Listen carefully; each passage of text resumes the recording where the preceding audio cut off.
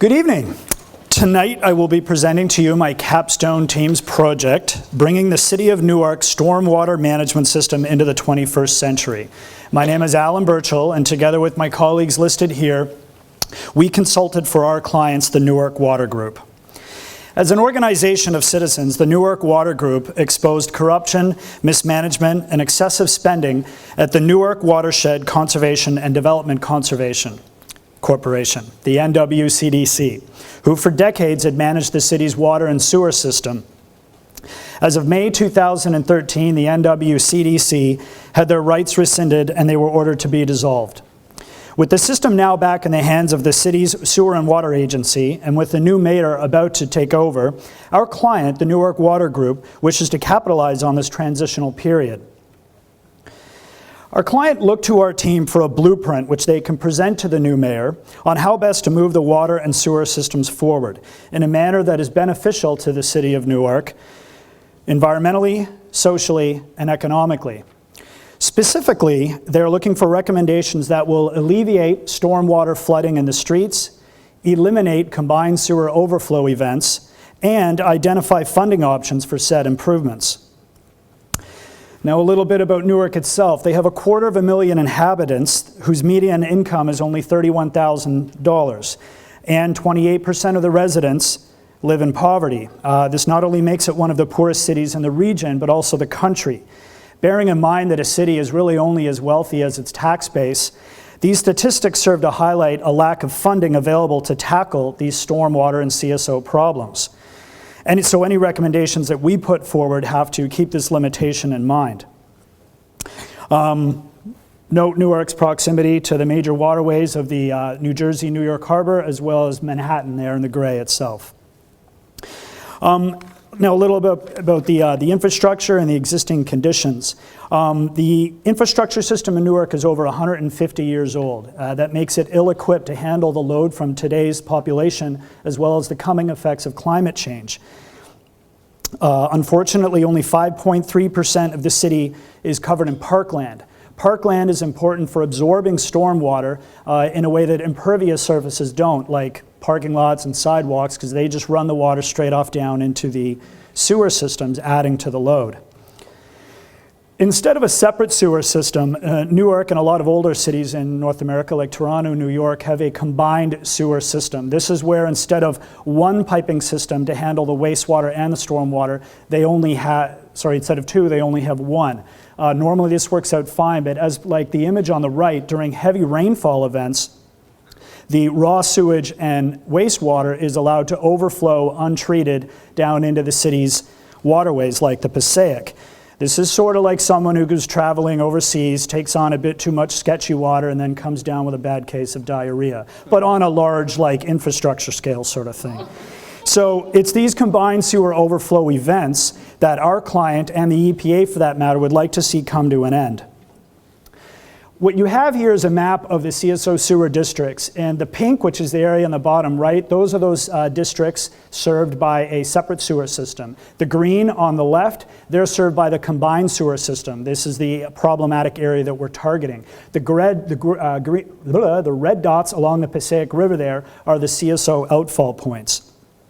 So we were trying to identify which CSO outfall point is the lowest hanging fruit, which is the highest contributor, the most frequent district that has these CSO events.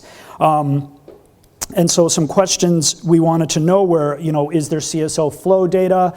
How much is flowing? How often are these CSO events happening? Unfortunately, a lot of this data just simply isn't available. So we started thinking, started asking and researching, how do other cities go about solving this problem? How do I identify the CSO events? Well, what they do is they do water quality testing. Specifically, they're testing for fecal coliform counts in the water.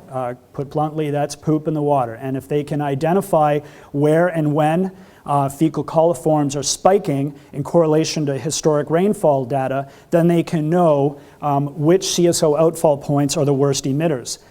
There is a lot of data out there, and there's a lot of organizations undertaking these monitoring studies. Unfortunately, a lot of the data wasn't that useful. These big dots here are the collection areas, and you'd see that they're either crammed too closely to other Newark CSO outfall points, or they're too close to these ones. We discovered later on that across the river, there's non-Newark CSO outfall points. So then the data just literally went to crap. We just had no way of really figuring out which were the worst emitters. We, again, tried correlating the fecal data that we could see along with the historic rainfall data, ran a regression analysis, but unfortunately, nothing conclusive could be found. We took our best guess, but at the end of the day, these guesses need to be, substantiated. So we started cranking out and analyzing GIS maps. This one is of elevation. Again, those are the purple borders are the sewer districts. Yellow on the right is low-lying areas. They're either at sea level or less than 6 feet above sea level. There's a zoom in of what will ultimately become the area that we decided is our pilot project. I'll foreshadow now, keep your eye on that area because you'll see it's the most problematic area in each of these maps. This is impervious surface. If it's red, if it's a dark red, that means the average imperviousness is between 91 and 100%. Again, take a look at the pilot area, it's mostly red. Land cover, again, just look at all the streets. That's the gray compared to grass, which is green. And then finally, we compared this with some anecdotal flooding maps. These are intersections and streets that are known to flood during heavy rainfall events. Those are all the maps you've seen, including a new one on the bottom right for population density. We set limitations and basically threshold values to help us decide conclusively, and then we took a look at our target areas. So for example, imperviousness above 90%, we made it black on this map, and if you look at the pilot area there in the yellow, it's black basically under all of those conditions. So we decided we had set in on our map. Our client specifically requested that our solution space include green infrastructure. Green infrastructure is a set of technologies that solve urban issues by working with nature. Unlike single-purpose gray infrastructure, which uses piping to dispose of rainwater, green infrastructure uses vegetation and soil to deal with stormwater and rainfall right at the point that it receives it. The good thing about green infrastructure as well is it hits at the triple bottom line. It's often cheaper and more cost effective in the long run. It's certainly more natural, and it adds to the social fabric of the community. If you think about how empowering it is for a family to collect their own rainwater off their roof instead of paying whatever that would amount to on their water bill, or growing their own food in a community garden.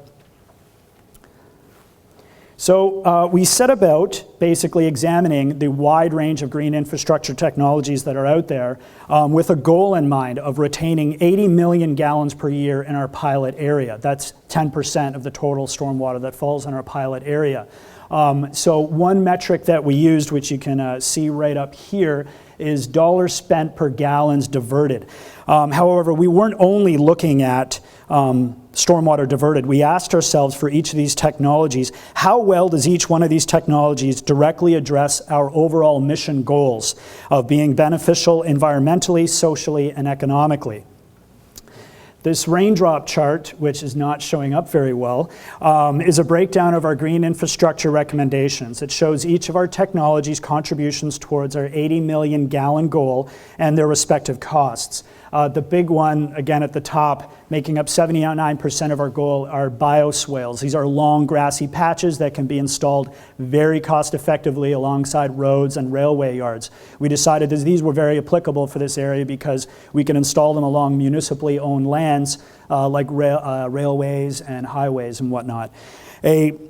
Another recommendation that's down there at the bottom is permeable pavement. We chose this one as well for its appropriateness for the target area. The area of our pilot is known as the Ironbound and the Northern Ironbound, and if you know anything about Newark, this is a very iconic neighborhood. They like it. They probably don't want it touched too much, so we like permeable and pavement for its unobtrusive nature.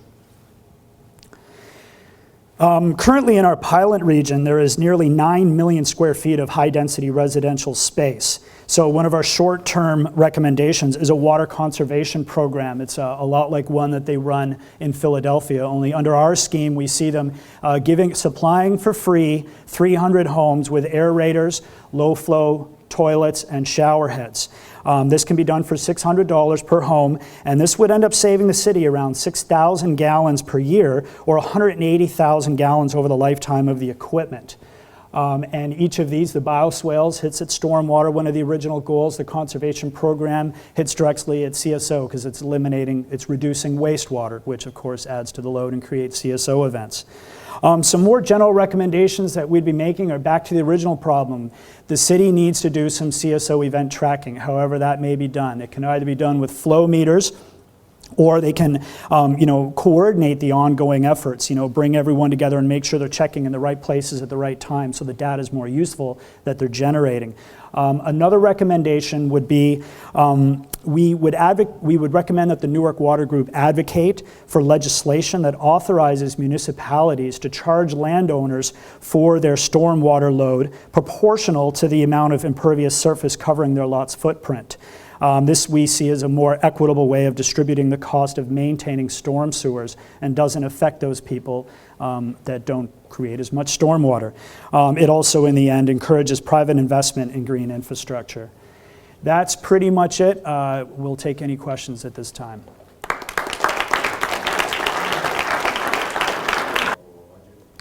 Sure. I know that the NWCDC, and now this is kind of a bad reference point because they were accused in the end of overspending and whatnot. Their budget grew substantially from I think it was $6 million per year in 2008 all the way up to $10 million.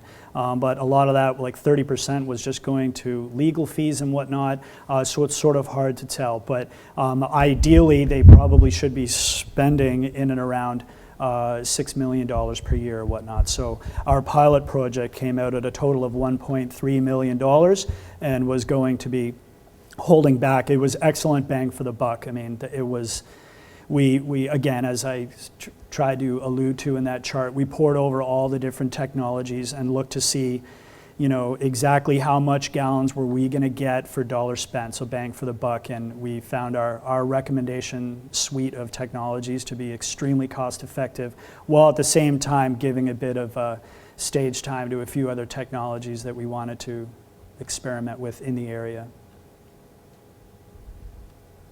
Yeah. Thank you, Alan. Nice presentation. Thank you. One of the slides you had indicated that Newark was on one side of the river and some of the data was being distorted or potentially distorted by something that was happening on the other side of the river. Sure thing. I'm wondering if your study or recommendations discuss some regional cooperation between Newark and the other municipality on the other side. Yeah, so I mean, this comes down to there's already people out there. They're either taking water quality sampling either from the shore, just like they're fishing, or there's actually quite a lot of work being done from boats in the middle of the river.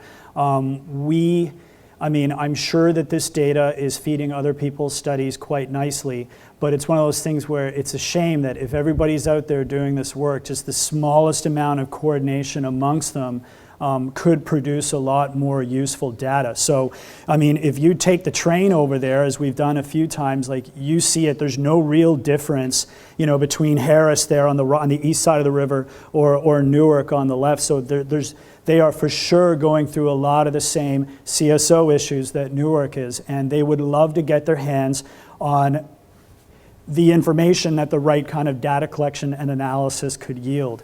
I mean, our report, the tool that we produced, it doesn't need to just be used in Newark. It could be used right there in Harris or anywhere that's suffering from these sort of problems. Again,